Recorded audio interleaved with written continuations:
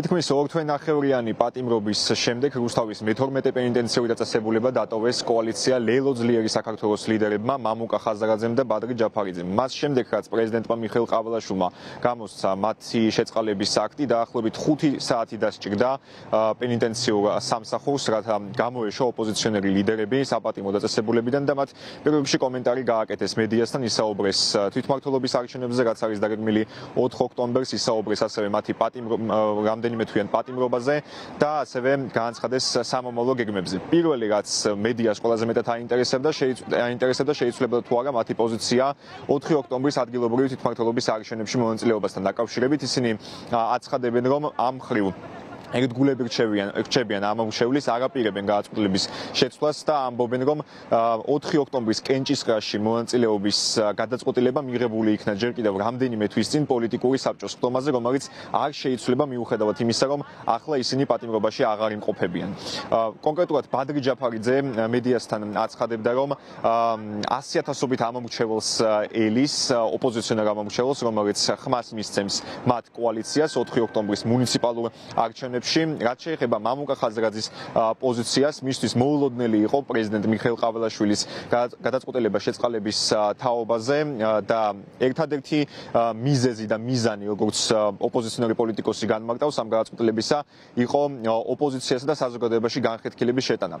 ოპოზიციონერი პოლიტიკოსები აცხადებენ, რომ მათ აირჩიეს ბრძოლის ერთადერთი გზა, რაც მათ სწორად მიაჩნიათ, ეს არის არჩევნებში მონაწილეობის გზა. მიიჩნევენ, რომ ბოიკოტის იდეას არსებობის უფლება აქვს მათი შეფასებით ასევე საპროტესტო აქციებში მონაწილეობის გადაწყვეტილებასაც, თუმცა მიიჩნევენ, რომ კენჭისყრაში მონაწილეობით ისინი საერთო მიზანს, რაც არის ქართული ოცნების დამარცხება, ამ მიზანს მიაღწევენ. შეგვიძლია ახლა ოპოზიციონერი პოლიტიკოსების კომენტარებს პირდაპირ ეთერში მოусმინოთ.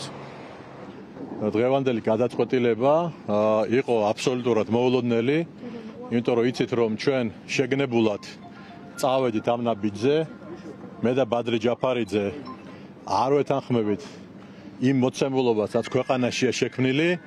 ეს არის არალეგიტიმური პარლამენტი, ეს არის მიტაცებული პარლამენტი, ეს არის მიტაცებული პრეზიდენტის ავარძელი, მიუხედავად იმისა, რომ მან დღეს შეწყალებით გამოგვიშვა.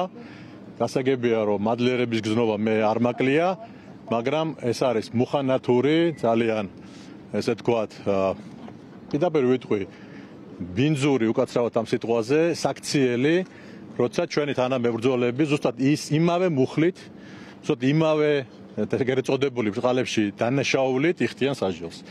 მე და ბადრი ჯაფარიძის დღეს გამოშვება, რომელსაც აბსოლუტურად არ ველოდებოდით და ჩვენ აქ 8 თვიან ესე თქვათ ვადის ამოწურვას ველოდებოდით, გამოგვიშვეს მხოლოდ და მხოლოდ ერთი რამის გამო, რომ მოხდეს დაპირისპირება, მოხდეს ესე თქვათ ეგრეთ წოდებული შავი ნიაღურის და პიარის ასე თქვათ გადმოსხმა, რაც არ გამოუვათ, იმიტომ რომ ის რაც დღეს გააკეთა ეგრეთ წოდებულმა პრეზიდენტმა, ეს არის სამართლებრივი ნონსენსი, ეს არის მანიპულირება ადამიანების თავისუფლებით, ეს არის კანონის ფეხქვეშ გათელვა, ეს არის ადამიანებით ვაჭრობა. ჩვენი პოზიცია ისეთივეა, როგორც ჩვენი სატოსაღოში მოთავსების დღემდე იყო, ეს არის ბრძოლა ჩვენი ქვეყნის ევროპული მომავლისთვის, ბრძოლა ყველა პოლიტიკური პატიმრის განთავისუფლებისთვის, ბრძოლა ახალი არჩევნებისთვის და რა თქმა უნდა, ჩვენ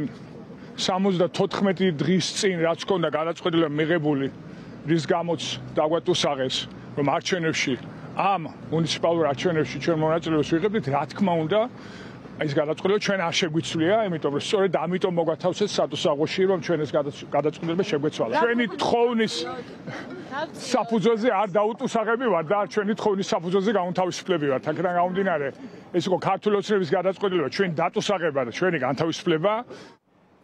შეწყალების მიუხედავად ოპოზიციონერი პოლიტიკოსები კვლავ აღიარებენ მიხეილ ყაველაშვილის ლეგიტიმურობას, ასევე აღიარებენ პრეზიდენტის ინსტიტუტის ლეგიტიმურობას და მიიჩნევენ, რომ ქართული ოცნება საკუთარ თავზე ირგებს კანონმდებლობას და მიიჩნევენ ამას იმის გამოც, რომ როგორც აცხადებენ, თუ კი სხვა პატიმრები და თუ კი სხვა პროევროპული დემონსტრაციებისას დაკავებული პირები არ იქნენ შეწყალებულები მიხეილ ყაველაშვილის მიერ, მაშინ კიდევ ერთხელ გამყარდება მათი შეფასებით ეჭვები, რომ ქართული ოცნება საკუთარ თავზე თავზე იღებს კანონმდებლობას და პირადი მიზნებისთვის იყენებს მათ შორის შეწყალების მექანიზმს, რაც გააჩნია პრეზიდენტის ინსტიტუტს. მე კიდევ ერთხელ შეგახსენებთ, რომ საპატიმრო დაწესებულებაში, მათ შორის რუსთავის მე-12 პენიტენციურ დაწესებულებაში, ჯერ კიდევ არაერთი ოპოზიციონერი ლიდერი რჩება პატიმრობაში, იმავე ბრალდებით, რომ ისინი არ გამოცხადდნენ პარლამენტში ქართული ოცნების ინიციატივით შექმნილ დროებით საპარლამენტო საგამოძიებო კომისიაზე.